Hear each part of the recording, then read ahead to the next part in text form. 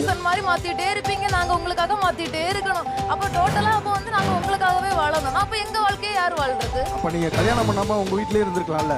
வந்துட்டாரு விரும்மாண்டி. நம்ம எல்லாரும் அறிவுபூர்வமா பேசுறேன்ட்டு பேசினுக்குது பைத்தியம் மாதிரி. ஆம்பளைக்கு மட்டும் தனியா வாழ்க்கை வாழ தெரியாது. ஆம்பளைக்கு மட்டும் ஏன் மாறுறாங்க கல்யாணத்துக்கு அப்புறம்? கல்யாணத்துக்கு முன்னாடி ஆம்பளை எப்படி இருக்கிறான், இப்போ கல்யாணம் பண்ண பிறகு ஆம்பளை எப்படி இருக்கான்? அவனுக்கு என்ன கல்யாணம் முன்னாடி எப்படி இருந்தாலும் அது மாதிரி இருக்கணும்னு ஆசை இருக்கும். அவன் நினைச்சா போக முடியாதா? ஏன் பொண்டாட்டி வந்த பிறகு பொண்டாட்டி, அதுக்கு அடுத்தது குழந்தை, அதுக்கு அடுத்தது நான் குடும்பம், வீடு வாங்கணும், அது வாங்கணும், இது வாங்கணும், லோன் கட்டணும், நொட்டு கட்டணும், எதுக்கு ஓடுறான்? அவனுக்கு தனியா வாழ்க்கை வாழ தெரியாதா? அவன் மட்டும் மாறி உன் குடும்பத்தை பார்க்கணும். நீங்க வந்து மாற மாட்டீங்க அவங்களுக்காக. நீங்க பொம்பளையா சேர்ந்தாதாங்க வாழ்க்கை. ஒருத்தருக்கு ஒருத்தர் இது புரிஞ்சுட்டு இருந்தாதான் வாழ்க்கை. அதுதான் லைஃப். அப்படிதான் இருக்கணும். நான் நினைச்ச மாதிரி இருக்கிறதும் இல்லை. என் வாழ்க்கை என்ன ஆகுது? உன் வாழ்க்கை எங்க இருக்குது? 2 பேரும் சேர்ந்துதான் வாழ்க்கை. உன் வாழ்க்கை கல்யாணம் ஆன பிறகு எப்படி உன் வாழ்க்கை தனியா ஒரு ட்ராக்ல போகணும்?